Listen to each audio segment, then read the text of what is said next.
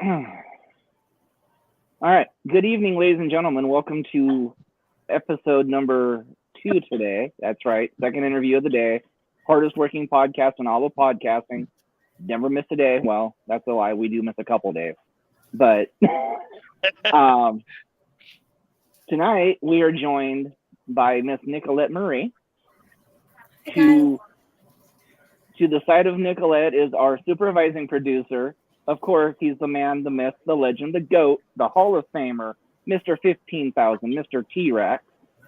Above him, unfortunately, he thinks he's in. We have to properly introduce this. Can we just leave him there and not introduce him at all? I mean, as the producer of this show, I mean, I do pay this man's check, right? You just said that. That's true. I ain't seen no money yet. So, anyways, so skipping Mr. Blah, Mr. Wannabe Orange Cassidy. Oh, I see. The crippled Messiah. There we go. The wannabe Orange Cassidy. I, however, am the heartbreaker, the one the women come to, the one that, is very irresistible, the heartbreaker, So, Miss Nicolette, why don't you start by introducing yourself, where you wrestle, and a little bit about yourself. Sure. First of all, I want to tell you guys, thank you so much for having me on the podcast. I know there was like a little bit of, we had to back up the date sometime, but I'm so glad I got to meet you guys. Thank you. I look forward to posting this on social media. For everybody, I'm at Nicolette by Nature on Instagram and Nicolette Marie on Facebook. I'll definitely be reposting this. I wrestle under the name Nicolette Marie. Nicolette is my middle name. Marie was based off of one of my favorite female WWE divas in the wrestling business in WWE, Eva Marie. I know that some people give her some slack. She was known for her looks, not so much her talent. I am based out of SoulCal.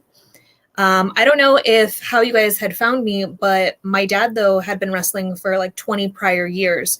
So people always know me as like, oh, yeah, we know Nicolette Marie, or we know her dad, SoulCal Lucha Libre legend Favi Chulo, King Fabiano. That's my dad. And then there's me. So I'm kind of like underneath him. Yeah, I don't know if you guys have known him, and he has a podcast too. So we'll talk about that. Maybe you guys can get on his podcast. And if not, I can send him your guys. Yeah, I can send him your guys' way. Maybe you guys can interview him too. Absolutely. Sure. So when I had turned like 17, maybe it was like 2017, and we went to a show that he was working. That was for Orange County Championship Wrestling, and my dad can wrestle both lucha and American, and I'm more American. And the person that owned that federation was like, hey, he's like, you should have your daughter come out and work. And my dad was like, oh, he's like, I don't know really. He's like, and I don't want to get her into the business, and the guy was like, hey, he's like, why don't you have her manage you? And my dad didn't need a manager. Like, my dad could, again, he could wrestle lucha, he could wrestle American, he had his own mouthpiece, like he was so good at everything.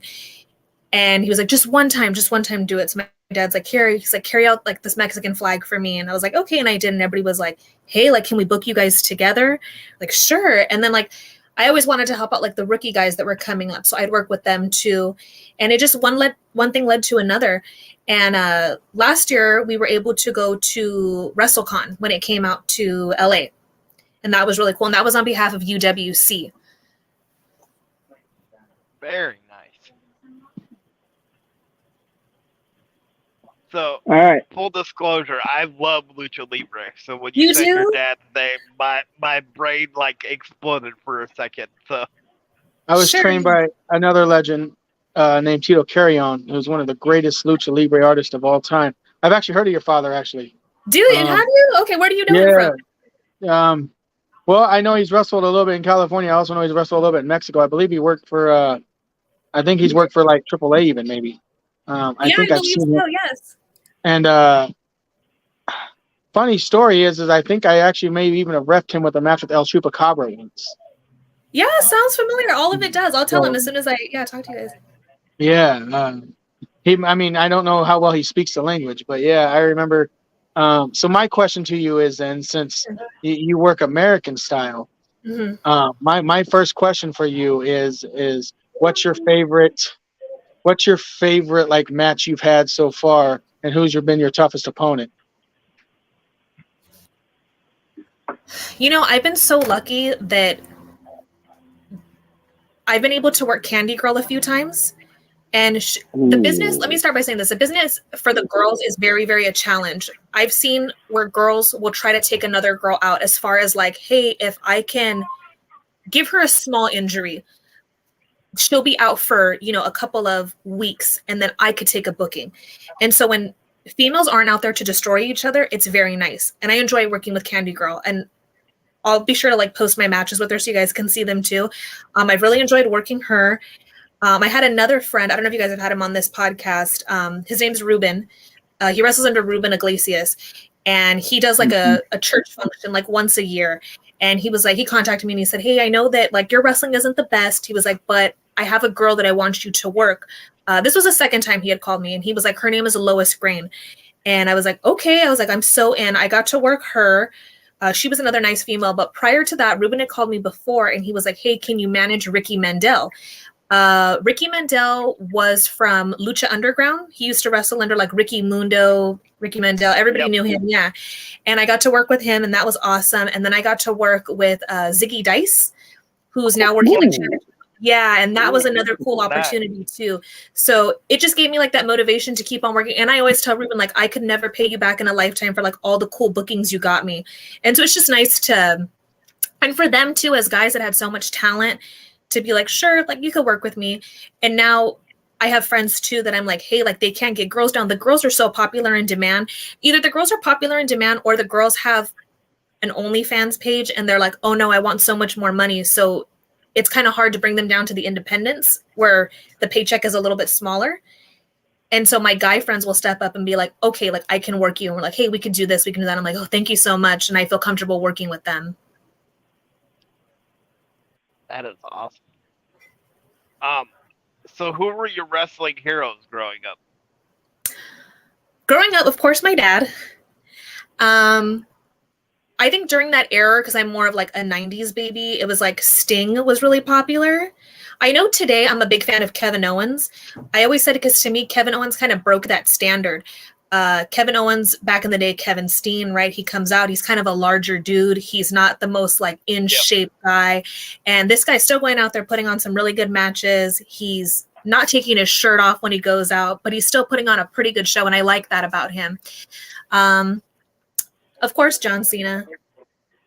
I was a huge fan of the Bella twins when they were working.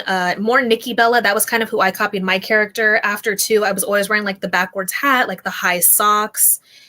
And of course the Bella twins together. But I really liked Eva Marie. I know everybody gave her a lot of grief, but like as soon as I did, I was like, I'm going to be Nicolette Marie. Like that just, it clicks with me. I like it. And my feeling on Eva Marie is this. Yes, she never really got like the run in WWE that she thought she should get, but she had a character. She knew what she was, and that's what she delivered. She was very confident. Yeah, and I really liked her last run with Piper Niven. Yes. So you're right. I think she doesn't get as much respect as she should. And I'm very inspired where she is today, too. I see that she takes her training very seriously. Like every video she posts on Instagram is about her workouts. Yep. All right. Now we get to ask the dreaded top 5 questions. The questions that every guest hates. But I think we're going to start this up with a little twist. Okay. I think we're going to want to know your top 5 luchadors of all time. Okay. Can I answer with 2? Penta and Phoenix, the Lucha Brothers? Yep. Okay. So, those are probably my top 2 lucha guys that I could think of, like right off the top of my head. And I do like to see the luchas, but also I'm also getting like a thing of like the New Japan wrestlers too. But I don't know who I feel like is like lucha. Besides, I would even say Penta a little bit more than Phoenix. Yeah. Right? Yeah. We'd agree with I liked that. them. I wasn't a fan of them when they brought in Pac. Yep. The trios thing. Yeah. Yeah. I kind of like them just working separate. And I like the fact too that Penta's bringing in his daughter to the business now. Yeah, I heard that and I saw that. So, and I was with you on Pac. Yes. So yeah, for right now, I Wow. only have 2 that I can think of. Very nice. All right. Supervising producer, sir. There you go. Yes, your turn.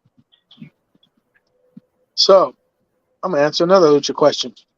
Your top Okay. 5 lucha tag teams all time. I was gonna say Penta and Phoenix again. Like I know that if they're working, that's a match I want to see. That works. That worked. No, don't get into that stuff. Who are, besides Candy Girl, because you brought that one up, Sure. who are some of your biggest rivals?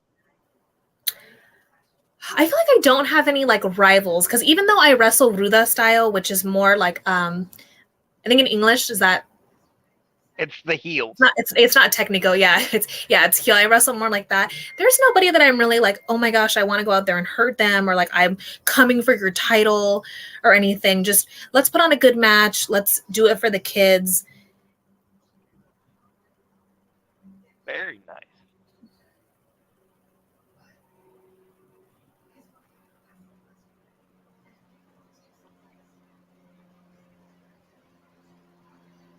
Did she? No, No, I I'm can here. hear you guys. You guys are good. Okay. I'm here. Okay, so I guess we'll. I guess we'll just do the debate question. I guess so. In your personal opinion, who is the better wrestler turned actor? I don't want to give it to Paige. I can definitely say that. I was not a fan of that. I know John Cena had some acting too. I think he did like that. The one with was it like Daddy's Home or something like that? I know that Eva Marie did get an acting role as well. And I know the Yes, she Bella did. twins too. I think they were on like some show that was on like cable, like Channel 5 or Channel 7 or something. Yeah. I think Eva Marie was in one of the Marines. Oh, okay, yeah. I remember when they had that whole sequel going. Yeah, and then Batista was in Guardians of the Galaxy, huh? I didn't keep up with all of that. Yeah. Mm-hmm. Yeah. Yeah, so I'll go with Batista, Eva Marie, probably John Cena. Wow. Very nice. All right, Mr. Producer, supervising producer, so there's no confusion. You're up.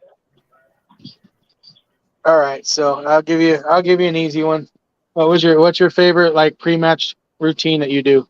What do you do to get yourself jacked up before you go in there and have to punch a bitch in the face?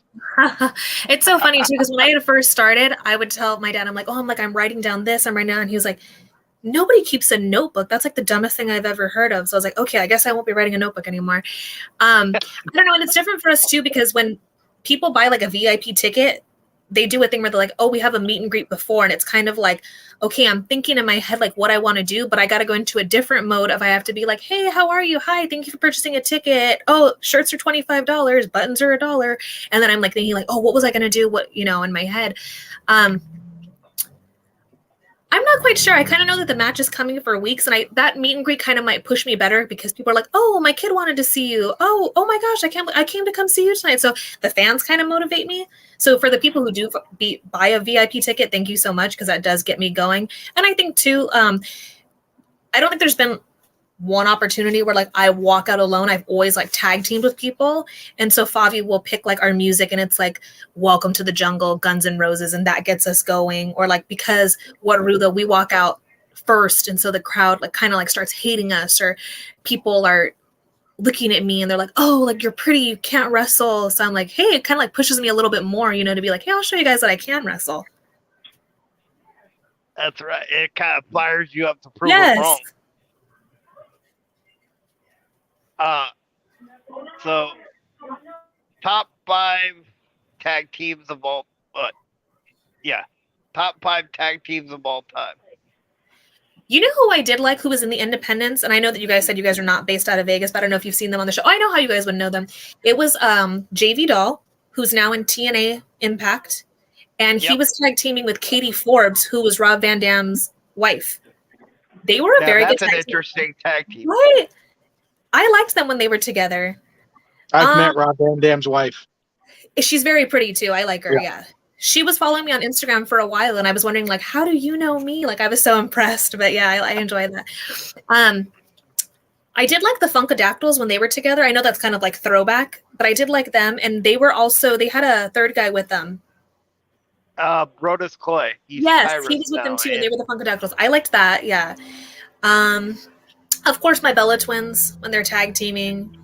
My dad's tag team partner for like over 20 years was the Unholy.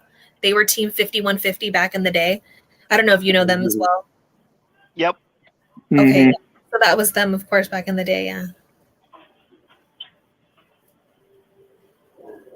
Wow. All right, let's see here. I need a question. Let's see here. Oh, what the hell? Let's go top 5. Here, we'll give you an easy one. Let's go top 5 indie female wrestlers. Ooh, indie female. Let's see. Who I would buy a ticket to go see? Of course, my girl Candy Girl. I have to support her. I have so much respect for her. I did like the Trinity Twins. Vanity Twins. Yep. Yeah, I like them. Yeah. Because they remind me of Trinity Fatu. But let's see.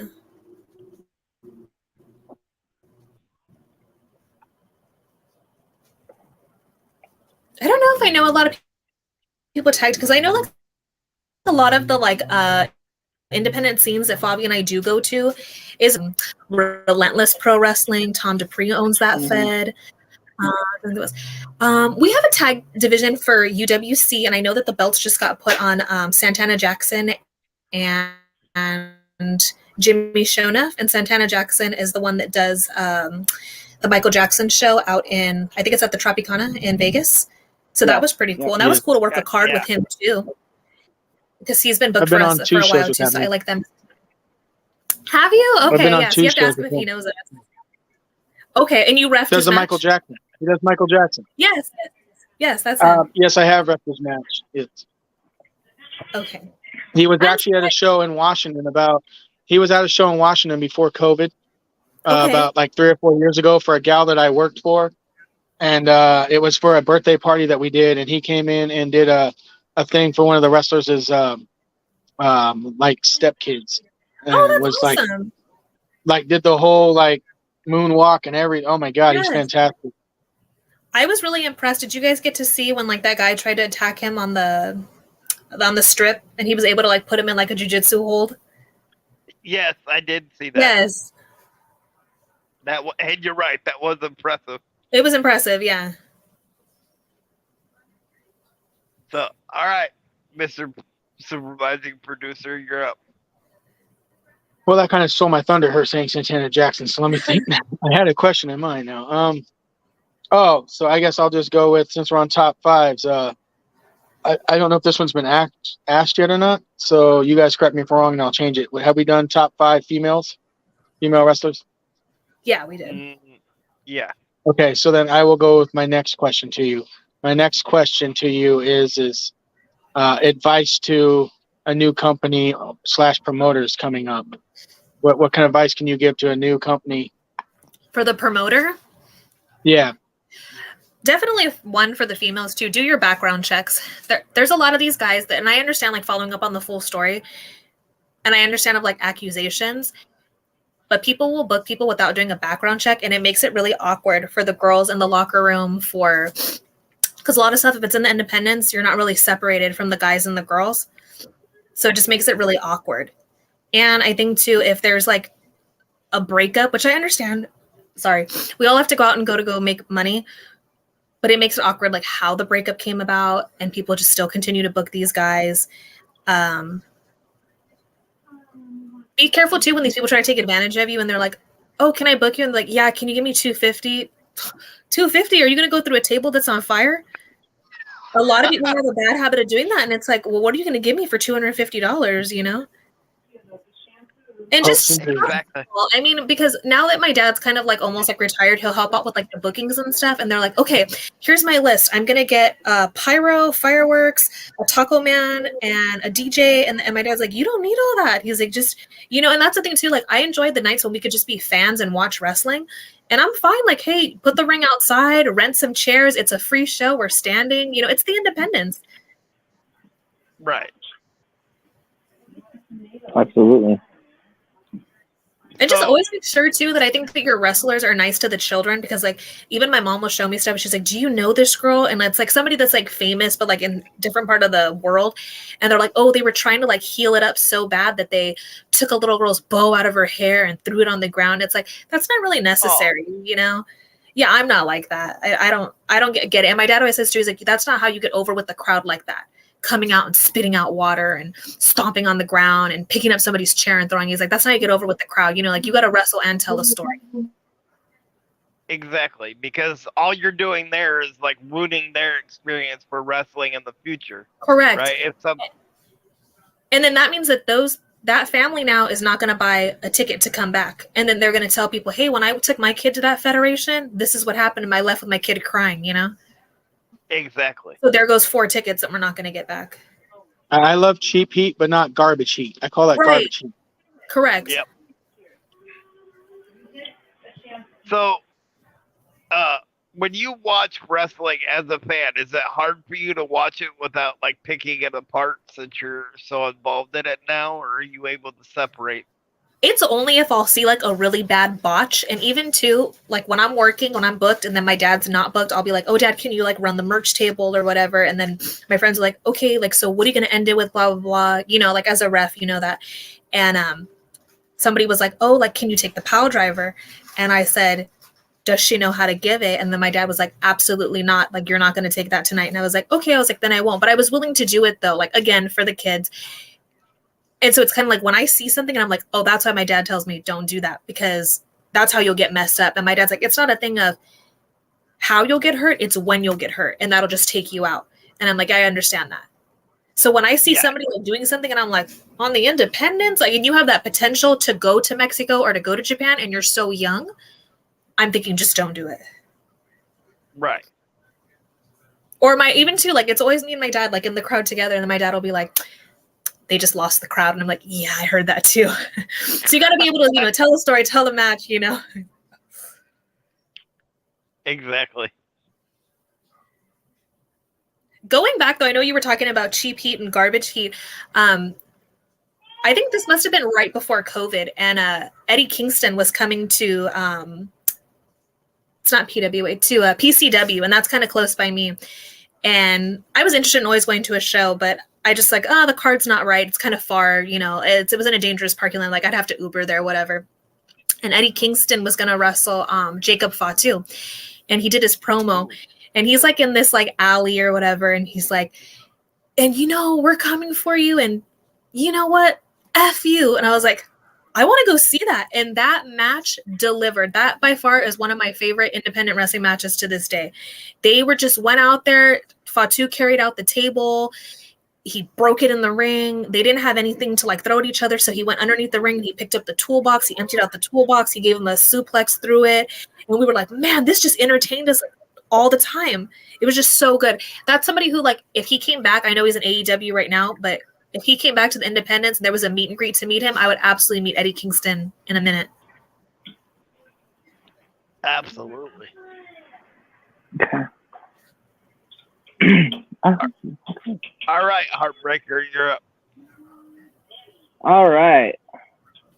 I guess my question is, what advice has your trainer given you, and do you still use that advice today?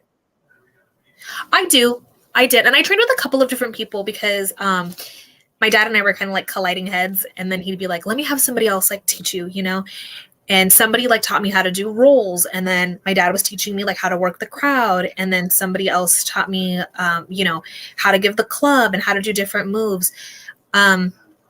I try to be like, if you're the promoter and you're booking me, you tell me how you want me to work. And I always say too, I'm not the best wrestler, but if you book me, I'll give you the best that I can. And you tell me, like, you mold me and tell me, hey, this is the kind of character I want you to play.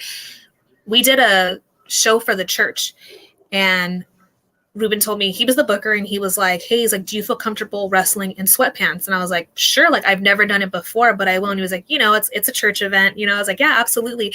And it just, from that small thing, I was like, hey, because he messaged me the next day, and he was like, hey, I got to call you. And I thought he was going to be like, hey, you got to take your promo down, because the girl that I was wrestling, Lois Green, I don't know if you guys have ever had her on this show, but I'll recommend her to you guys.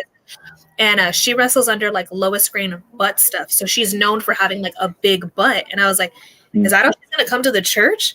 Which I was like, I'm all for it. But, I just think like church, like the kids. And so when I did my promo, I was like, hey, I'm going to ask you that night when we wrestle, if you could keep your butt to yourself and like cover it up, because there's going to be children there. I was like, and Jesus Christ himself doesn't want to see your butt hanging out. And I thought he was going to tell me like, hey, you got to take that down. And he was like, no, it's perfect. Like, I love it. And I was like, okay, cool. And then he was like, and if you can wrestle in sweats then. And I was like, yeah, I'm all for it. I'll do it. So like she won that match, and she was wearing like some swim trunks, and like she took them off, and that just got the crowd going. So I have no problem being like, sure, like I'll be in some sweats, and like she can show off her body, good for her. She worked hard for it. Yeah, I saw the counter promo to that on your Facebook page. Yes. That she did, explaining to you that she was gonna wear sweatpants. Yes. And it was awesome. Good, So, thank you. I appreciate it.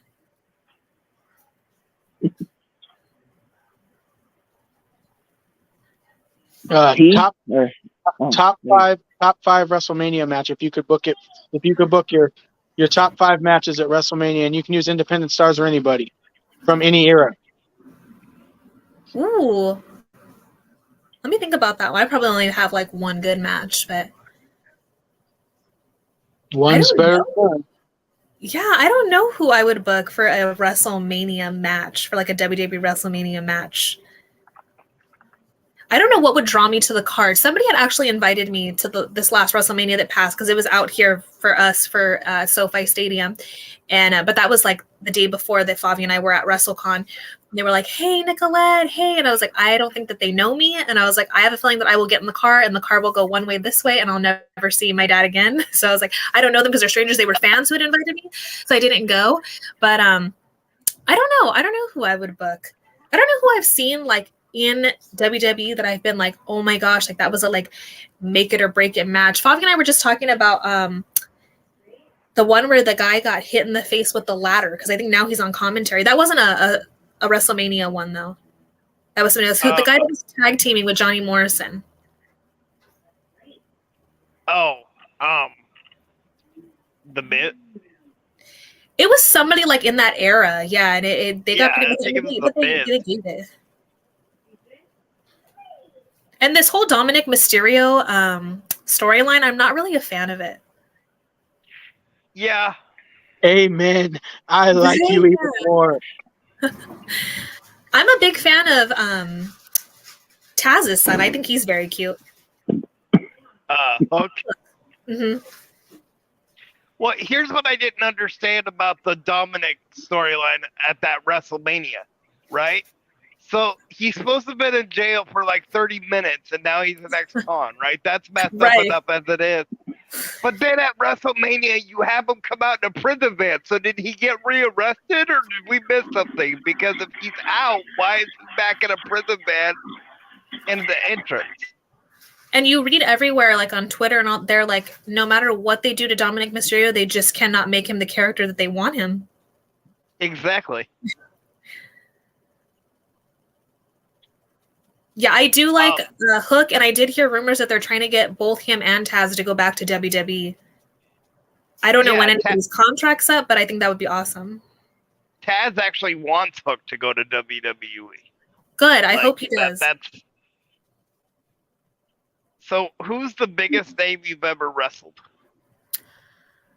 Well, I think it would be like the biggest name that I've probably like worked alongside, and too right after the pandemic had hit, because it hit in March, and then a couple months passed by, and then in September, Favi and I got a phone call from somebody who was running RGR Productions, and they were like, "Do you want to come down and work?" And there was huge names on the card, and today the federation's doing really well, but we were able to work a card with like Pagano from AAA. Ooh. and all of the like LAFers, Shamu Jr., everybody was on that card, and then Bestia and Damien came down, Daga, and so it was really cool to be in the locker room with them. But to work alongside again Ricky Mandel and Zicky Dice for me, I think was pretty big. And who else? But just the independent people, and then they end up like making it, you know?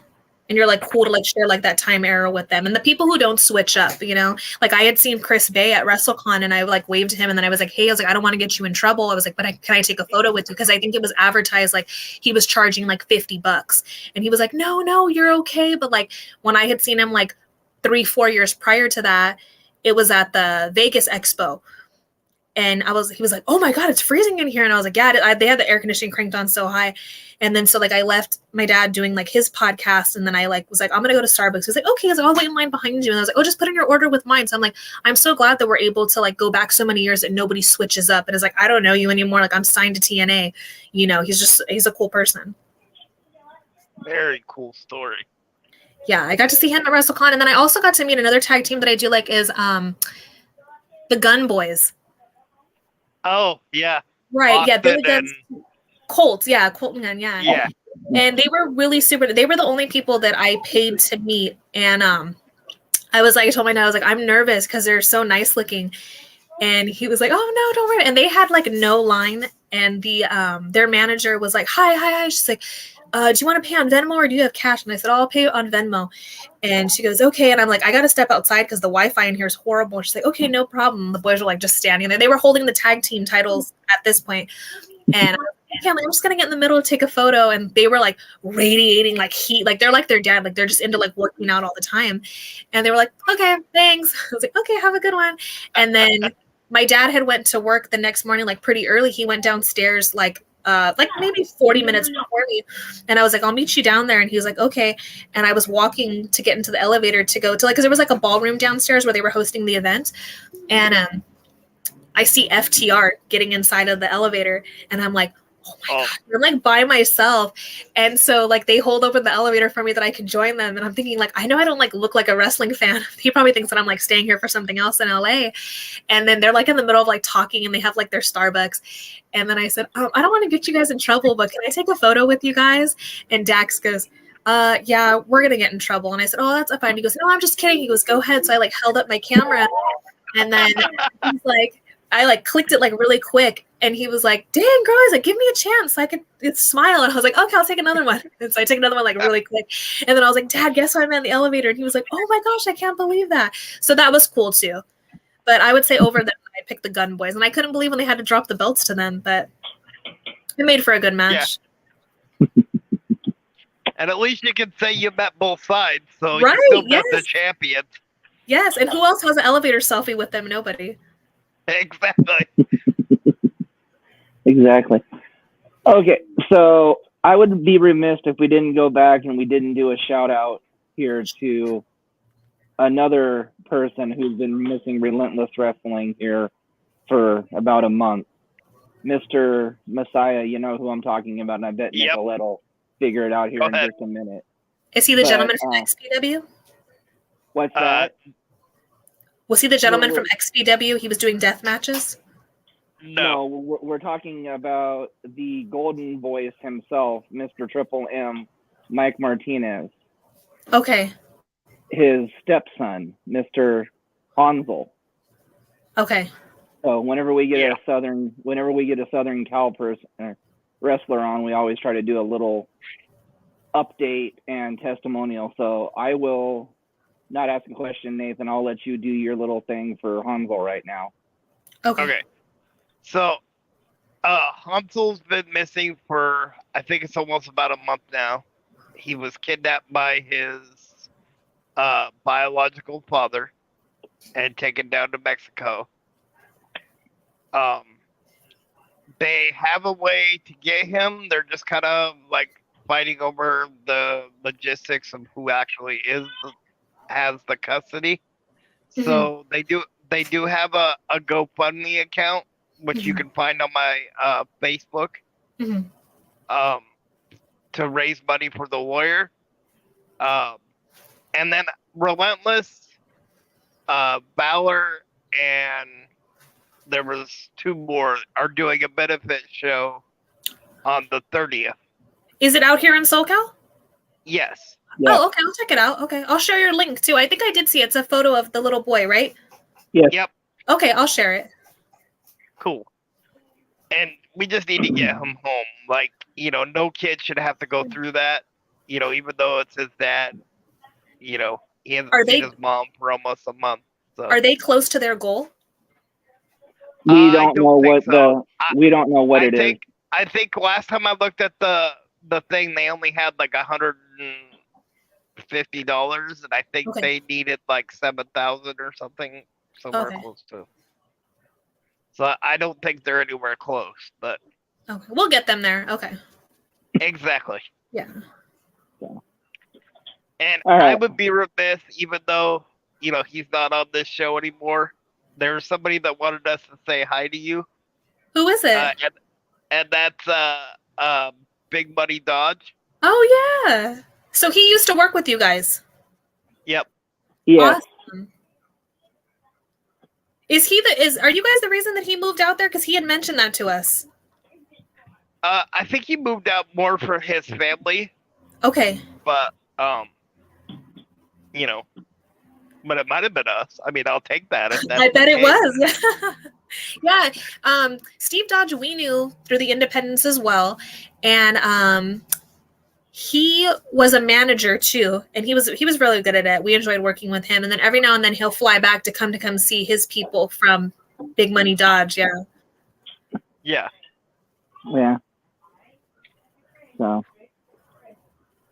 All right, Mr. 15,000, hit us. Okay, my next question for you is, and in my opinion, he's the greatest lucha libre wrestler of all time. What's your thoughts on Rey Mysterio? Okay, I really do like him too. Not his son so much, but yeah, I do like him. But I don't like how they're burying the LWO. I feel like they bury them. I agree.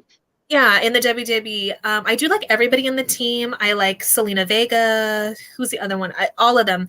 And I saw that I think this past Friday, like they made some Rey Mysterio wrestle one of the guys from LWO, and that's what I'm talking about with the burying. I don't like that. Yeah, that didn't make a lot of sense to me either. Yeah. It was Santos Escobar that Yes. they had him. And good guy in shape and everything. They could go places. Even too, like I'm a fan of Bad Bunny, but bringing Bad Bunny in to me really didn't make any sense. No. I mean, And you for could have what? brought him in and not made him the part of the LWO. That's just, Yes. I just think bring him in and where is it now? And then they gave him such a big push. Now it's gonna be in Puerto Rico. yeah. I mean, that doesn't make any sense. It's kind of like lazy booking, you know what I mean? It's like, okay, well, he's Puerto Rican, he's Right. would fit with the LWO, so that's what we're Yes. gonna do. Lazy booking's an understatement there, Crippled Messiah. That was complete garbage. So, let's see. Let's see. Trying to think of what questions we've already asked. So top 5 commentators of all time.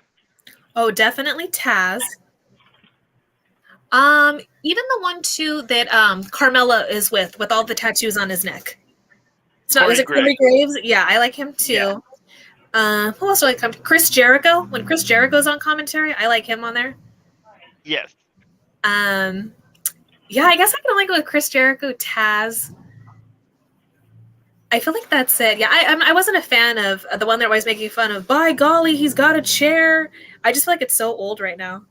And if I can too, I know this doesn't have anything to do with WWE or wrestling, but the Buffer brothers too. In the UFC. That fits. Yeah. And they're not commentators, and going back to that too, because I was watching the UFC last night, and you guys can see I'm a Nate Diaz fan, but when the commentators are commenting and they've never been a wrestler or they've never been in the UFC, don't commentate. And even that's another thing too that Fabi brings up, because we've been to a couple of lucha shows, and like the guys that are working in the ring are talking Spanish, and they're working the crowd in Spanish, and then the commentator behind us is in English, and they're on the microphone and they're so loud. you can't hear what's going on. And then you hear people in Spanish telling them like, okay, knock it off because we can't hear what's going on in the ring because they're so loud. Or even too, like this last time that I worked Candy Girl at UWC, it's like I can't even communicate to the crowd because the people are so loud. And then they're like, oh, Nicolette Marie's going for this. And I'm like, no, that's not what I'm doing. You know, and then I'm like, who can hear? And there's so much cross talking. And then like the music's loud during intermission and there's so much going on. Exactly. And I think as a commentator, you have to like not only study who's in the match, but you have to like understand the flow of the match, like you were saying, right? Yes. And it's nice too when like the people have on like the microphone and then they're like, oh, you could buy this on DVD after. And it's like, perfect. I can see the match now. And when I go home, I can watch it on DVD, purchase it for $10 on the way out. The money goes back to support the guys and I can watch it and see myself in the crowd.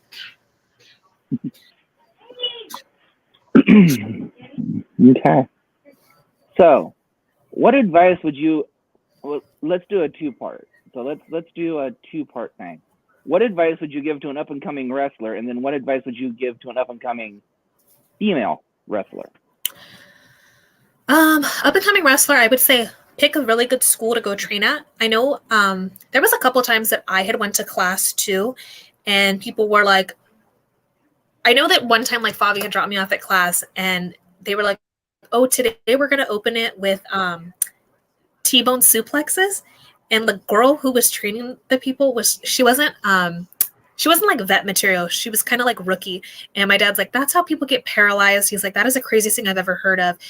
Find a good school and don't let rookies train you, because that's a big mistake that I see, that people are like, you can start off and you could do warm-ups and like break off into groups and they'll teach you. Like, make sure when you're paying, because it's expensive, when you're paying that tuition, make sure you're like, hey, don't you own the school? Like, you should be training me, you know? I don't think it's necessary to get privates. I mean, I guess if you're a shy person, then you could do private training. As a girl, again, do your research, because people are like, oh, I'm going to open up my own school and I'll teach, and nobody will remember my past. Like, we'll find you. We'll know why you're not in that place that you used to train at anymore, you know?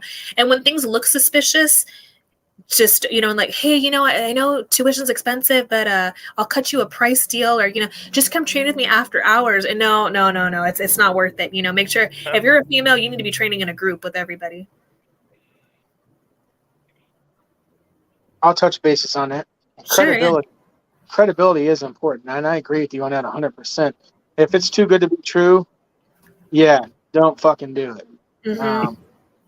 Just saying. I mean, from my years of experience, I agree with you. And, you know, always too, like, be humble when you're like, oh, hey, maybe they don't call you up to go work this match, or they find somebody else who's better for that. Your time will come. One day they'll be like, hey, like, and I think I learned that too from, I don't know if you guys know Gino Rivera. Yep. Okay, yeah, I'm a big fan of him, yeah. And so is my dad. But he's always like, clean up the chairs. You know, one day they're going to look for you and be like, hey, like, we need somebody who's Latina, who's 5 feet tall, who can work a crowd. You know, you're like, okay, perfect. Like, your time will come. Clean up the chairs, help set up, break down the ring, all of that. You know, your time will come. But yeah, I'm a huge fan of him too. I was going to school, and then I was getting ready to graduate, and this was like 2001, and I told Fabi, I was like, I'm at work right now, but Gino's coming down to it wasn't XPW, it was another federation, and they were running at like a gym by our house. And I was like, we're gonna go see him. And he was like, okay. And he wrestled Guy Cool. I don't know if you guys know who he is, and he put on a really good match with him. Yeah. And then he came down later again to RPW, and he was supposed to work, I think he ended up working Daniel Torch Meets World. Mm-hmm. And that was a really good match too. Yeah, we were like, oh my gosh, like, you came all the way down from Albuquerque, but it was so worth it to come see you. So, but he had known my dad from back in the day, so they, you know, go way back. But I told him, I said, to me, Gino, you remind me of like Kylie Jenner, because I remember her saying that all of her marketing she does is all for free. And you go to Gino's page, you know where this guy is working today, tomorrow, next week, and next month, and he uses social media to his advantage. Yep. Back he was probably one of our best interviews. Yeah. Oh, yeah, I believe it. Say that. Yeah.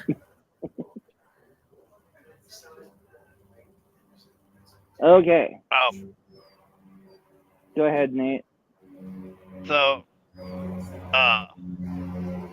What's the craziest match you've ever been in? It was probably my debut match. There was a little bit of confusion, even in this last one too that I wrestled, but there was a little bit of confusion. They were letting a child ring the bell, and a child rang the bell, and that's not how the match was supposed to end. And so again, it was like my first match, so it was kind of like a rookie thing. And then there's just all this different talking about like, okay, now it's time to like go home. You know, we're like, okay, so it's like get out of the ring, right? And this is the first time that I had experienced like rivalry. And anyways, the girl that I was wrestling had ended up like pushing me like to the back, which was totally fine. Like we had to get to the back, no problem. But she pushed me one time and I slipped. And when I fell, like everybody in the hall was like, oh, because it was like a nasty spill. And then so when I came back, my dad was working the same car, but we weren't working the match together. And my dad was like, what happened? And I was like, somebody spilled their drink. I was like, and it's okay, it was an accident. I was like, but I slipped in it. But I was like, it was a pretty good puddle. Well, when I posted the next day on Facebook, like, hey, thanks to the idiot that spilled their drink, like I got like a pretty nasty bruise.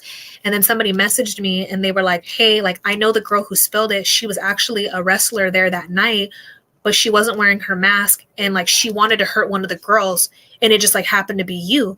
And I was like, oh, okay. So then like when I went back and I talked to the Legion Post guy, he was like, yeah, like he was like a retired Navy or whatever. He was like, yeah, he's like, I kept on like mopping it up. He's like, and I told her like, hey, I'm gonna go tell the bartender to cut you off of drinks because you continue to spill it. Like she was getting her red Solo cup and like spilling it on the ground, mopping it up, spilling it on the ground again. He's like, you're doing it on purpose, like you're doing it intentional. And then everybody was like, okay, she's not allowed to come back in here again. I was like, okay, well, now I feel better because everybody knows like she's the problem. But that was like the first time I had experienced rivalry, that like you're there to hurt another girl. Wow. See, but that doesn't accomplish anything. Right. Like, what's that gonna accomplish? Yeah, it might make the girl feel better, but ain't gonna do nothing for the sport or ain't gonna do nothing for that promotion. I think that she was hoping that if somebody would have got taken out, me or her, maybe we were going to be running again next weekend or the following weekend, and we could have been like, oh, great, one of our girls is out with an injury, so do we know any other female wrestlers? And she would have been like, well, I'm available. So she could have got a booking that day. That's the only thing I can think of that maybe she was looking for.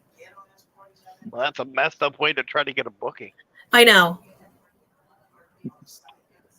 All right. Well, I'm going to ask kind of an off the wall. Have you Sure. ever wrestled anywhere besides California?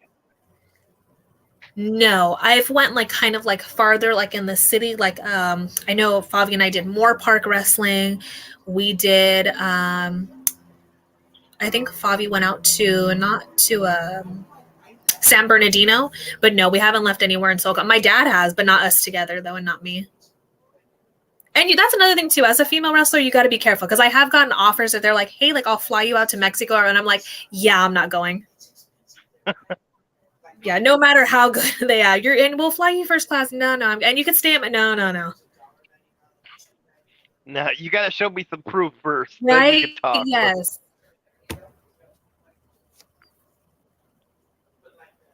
All right. All right, So, the man that makes me want Kool-Aid based off of that shirt. You got a question? I always have questions. I'm a Hall of Famer, damn it. So here's my question to you. I know you've wrestled a lot. You said in California. So mine's a two-part question, actually. What's your thoughts on Santino Brothers Wrestling and Championship Wrestling of Hollywood? So my opinion on Santino Brothers, I absolutely love them. I love Joey Chaos. I love Sylvia. I think she's under Jezebel, right? They go way back with my dad. So he's given my dad some really good matches. And I love whoever I feel comfortable putting my dad in the ring with. Like there's even been times when my dad and I will go to shows and my dad's like, oh, this guy, like we've had problems back in the day. And I'm like, oh, great. Like a fight's going to go down, but Joey Chaos, awesome. I loved watching their, when they did the XPW, on Vice channel. I'm sure you guys watched it. Yep. Yeah, that was awesome. I've met a lot of cool people out of Santino Brothers, and I even feel like it's a sign of me like getting older because I only know like that era of like Guy Cool, Kodo Hiro, Jake Atlas, Alonzo Alvarez, and then it's like now when I see the Santino Brothers photos, I'm like, I don't know any of these guys, and I feel like now compared, like they're like babies compared to like us, But yeah, I love them. I know I was a part of that era too, like when Robbie Phoenix was training there. I know like for like my debut when I managed Favi for the first time, Favi was wrestling Robbie Phoenix. And we even spent some time with Robbie Phoenix at WrestleCon. He was in our booth, and he's worked for UWC, a lot of matches. And I know too, like, I like that fact about Robbie because, like, again, my dad will be like, if you're a wrestler, you could do anything. You don't need a special this and a special that. And they were like, okay, Robbie Phoenix is going to be walking out to Turn Down for What by Little John. And it totally didn't go with him, but he made that work for him. Yeah, just a good guy, good group of crowd. It's expensive to go to Santino Brothers training. I do know that, but they produce some really good talent out of there. Viva Van, Eli Everfly. And a championship wrestling from Hollywood. I've never been. I know they run in Port Hueneme. I did get invited to go manage over there, but I think for us too, I think they run at like 10 o'clock at night, and it's kind of like to fight traffic on the way back home. But I always tell my friends, keep me updated, and like, I'll watch your matches. If you guys need views, just let me know. And so Guy Cool was like, hey, he's like, I wrestled Justin Clearwater. He's like, so if you want to watch my match, and I was like, okay, perfect. I was like, I'll watch. And I was like, yeah, I loved it. And I see the Guy Cool's doing really well, and like the crowd's behind him, and all these people were cheering for him. So I do enjoy watching that. And I think like the last match I had seen before that was when Adrian Quest was working for them. And I had like messaged Adrian the next day because I was laughing because he got in the ring and he tried taking like the chain off and it got stuck. And then like I think like the ref had to finally like help him. But yeah. Sorry, I remember that. Right, yeah. It was like a funny moment for me. It probably wasn't for him, but yeah. It's probably supposed to have a gimmick chain. Right? That's a good point, yeah. So my question is, we have a common acquaintance I noticed on your Facebook for the podcast, which is the original Glow member, the Royal Hawaiian. Yes. April, yeah. Yeah, can you tell us the story about that Sure. you have about her? She is She's so a nice. sweetheart, but Yes, she is. Okay. My like favorite memory from Royal Hawaiian was she came down to UWC when I wrestled PG Jello, and that was totally like a last minute thing. And we had to end up calling down some people. Some people like dropped because my dad was doing the booking. They dropped, and my dad called me like the night before, and he's like, I don't know what to do. Who do you think I can find? And I was like, why don't you call down Sky High? Because I was like, they're friends from Santana Jackson. I was like, Santana Jackson will be driving down from Vegas, and you could call them, which was Mondo Rocks and Robbie Too Lit.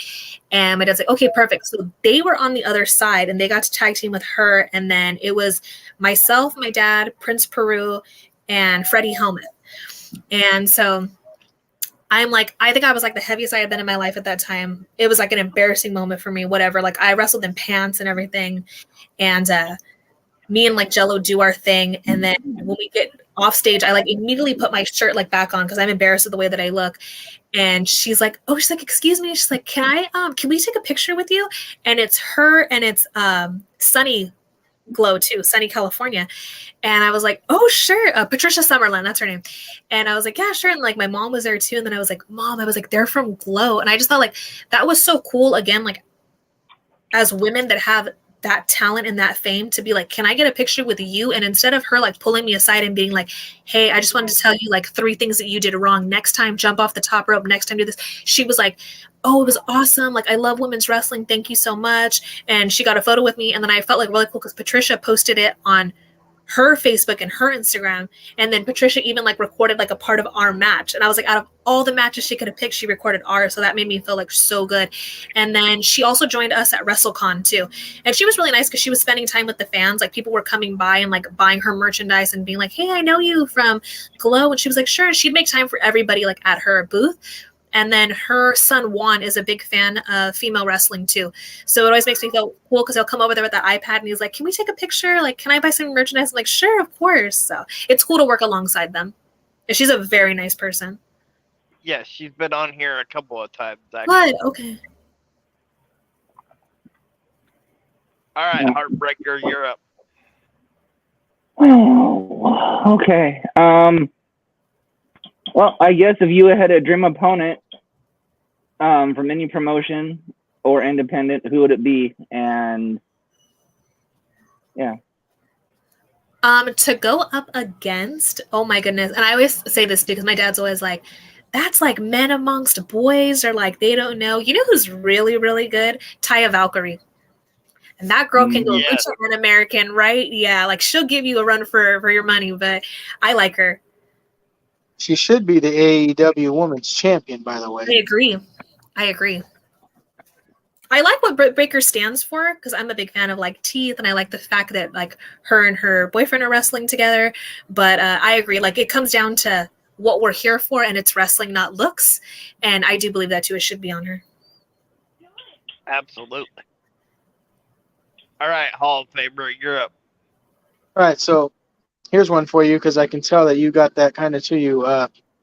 What's your thoughts on when you get in a ring, your presentation, wiping your feet, etiquette like that? What do you believe sure. in that? Yes, I've never been able to do like the John Cena like run into the ring, but yeah, I will get inside the ring. I'll wipe my feet and I'll get in. That's interesting to say that too. The last time that we worked for UWC, which was like the last wrestling match that I was in, I think like 8 a.m, they called Favi and they were like, which is my dad. They're like, the ring got stolen last night. Somebody like broke the guy's lock on his U-Haul.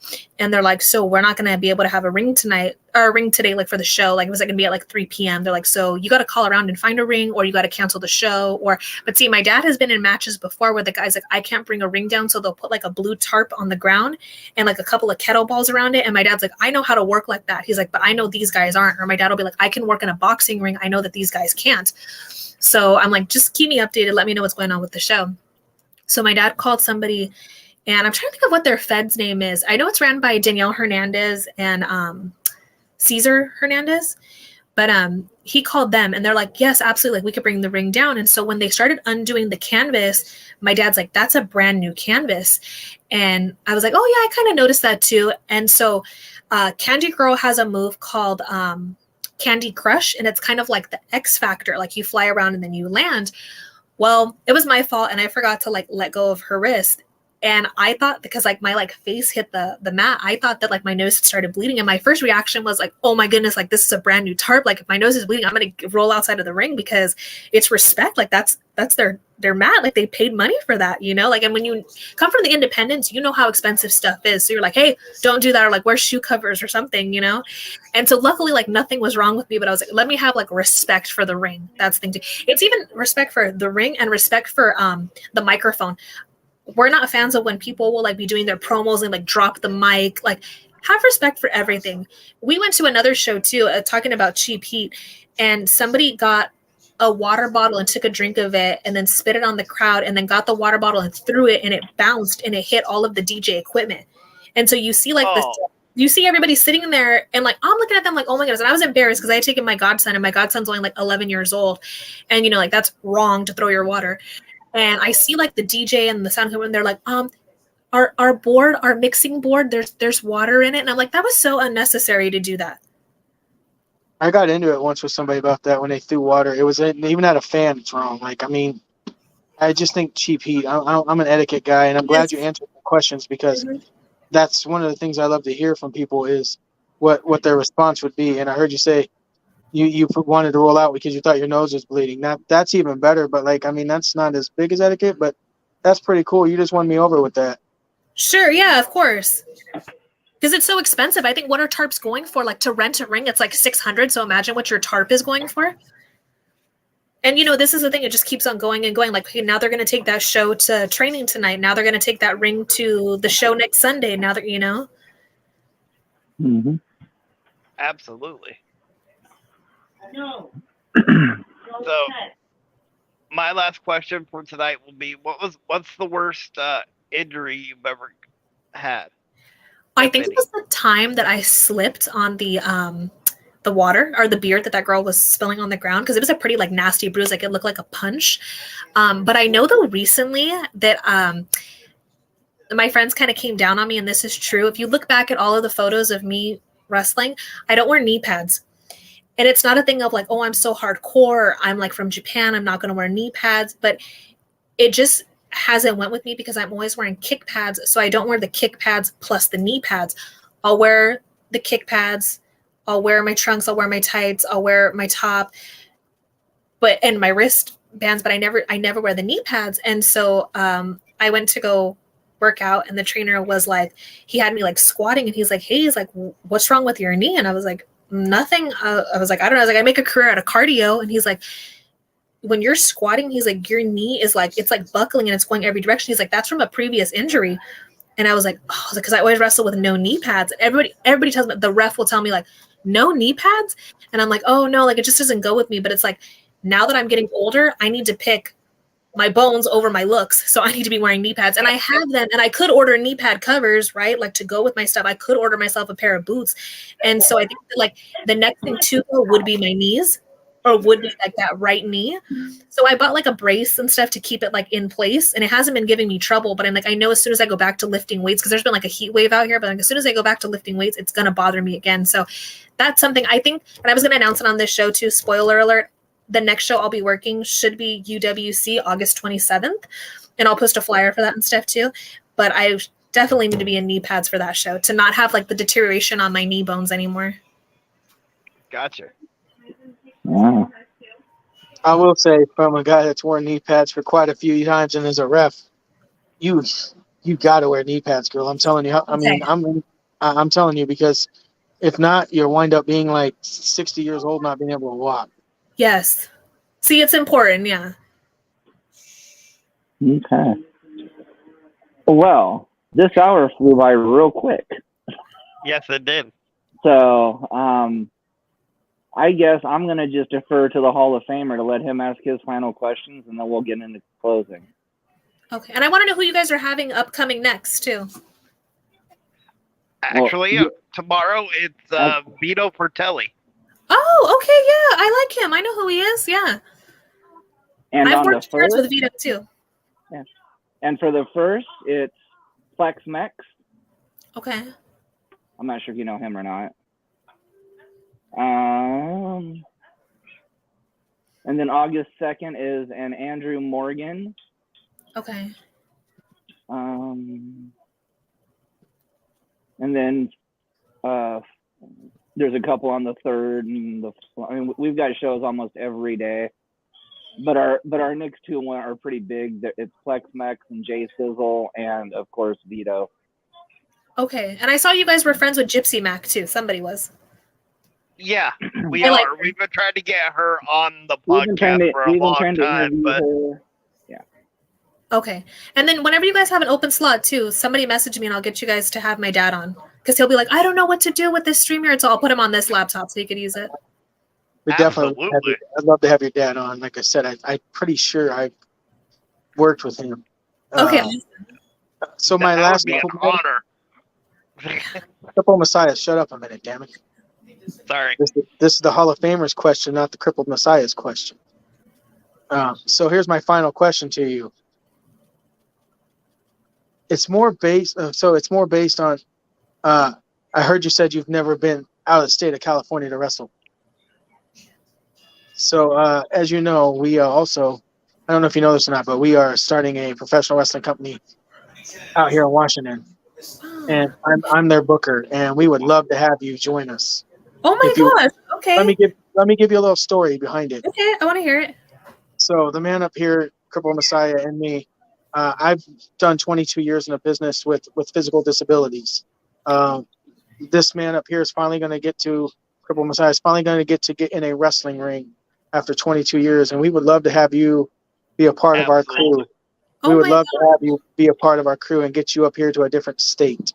Yes, I would love to be a part of it. And you know what, too? When I had heard about that, I know that you guys were saying that he had a condition, but I was like, I wonder if anybody else has anything, because I also have epilepsy. So I feel like that's super important. Yeah. So I got diagnosed in March 2020. I had 2 seizures back to back, and the pandemic had just hit. And wrestling had kind of shut down for a while because, remember, it shut down everywhere, like AEW, WWE, you know. I was working before that a lot. Yeah. Right. Okay. And then so the neurologist is like, you can't wrestle for at least 1 year. And I'm like, okay. And I'm like, well, it's okay, because there's nothing going on right now. And then that's when Favi and I got the call for RGR. And that was in like September. I got another call prior to that. It was for somebody who was running a show outdoors. And so it was like the way that you clapped was you were sitting inside your car and you honked your horn. And I still went to the show. I was dating somebody at the time who was wrestling. And me and the other guy's wife were sitting inside of the car, and we got to watch the show from there. But they were like, if you want to manage, you can. You just have to wear your mask ringside. And this was only like a month after I had had the seizure. And like when I left, I said, if something happens to me, call 911 and then call Favi. And then the next month, we got the call from RGR, and it was for me and my dad. And I was like, the first match back, I wanted to be with Favi. And so it was good that I waited. And then so my dad and I went to go work together. So I was like, basically, I just cleared myself within 3 months. But luckily, I haven't had any other seizures. I hope not to, but I just stay on my medication and do what I want to do because I wanted to continue to wrestle. Yeah, Absolutely. and to touch on what our Hall of Famer said, you can bring your dad along with you. Thank you. Yes. Absolutely. We would highly recommend that here. And on behalf of Inclusion Matters Podcast and Inclusion Pro Wrestling, we enjoyed having you on. I will let Tony and Nate do their thing now, and I will just sit back and listen to this. Thank you. But Go ahead. go ahead. Sorry. Go ahead, Tony. Messiah. No, go ahead, Messiah. My whole part in this promotion is to prove that like nobody can stop you, right? Like You as well. I've had like so many people tell me like, oh, you're in a wheelchair, right? So you're not gonna do this or you're not gonna do that or whatever, right? So that first night when I get in the ring, that's gonna be my time to our time to tell everybody, look, you might have told me that I couldn't do this or us that we couldn't do this, but look at us now. You're absolutely correct. Yeah. And if you need help getting in the ring, I'll help put you in the ring too.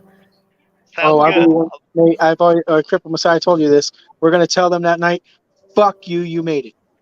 I agree. Right. Exactly. I agree. So and now it's my turn to sell the promotion. Our ring is a legendary staple in the Pacific Northwest. Our Hall of Famer has refereed in this ring. We've had Southern California royalty in this ring, Mr. Soul Cow Crazy in this ring. Oh yeah, okay. We've had, I believe Playboy Buddy Rose was in this ring. I believe X-Pac was in this ring. Okay. I believe, Eddie Guerrero. Eddie Guerrero, Sandman. Eddie Guerrero, Okay. Sandman were in this ring. So, I mean, this is a very, very legendary piece of history. And possibly her awesome. dad. Possibly her dad. I don't know if he's ever been to Oregon, but possibly her dad. Okay, yeah, I feel like you have to know him then. Yeah, King Favi, Favi Chulo, Fabiano. Yeah, that's him. Oh yeah, I definitely know. I know who your dad is. I know who your dad is. Definitely know who your father is. He's a hell of a man. Yeah. So the invitation is out for you and your father Thank you to so come much. and work the promotion. Absolutely. We would be more than honored. And I'll let you help him if he needs it in the ring, and you can be his bodyguard.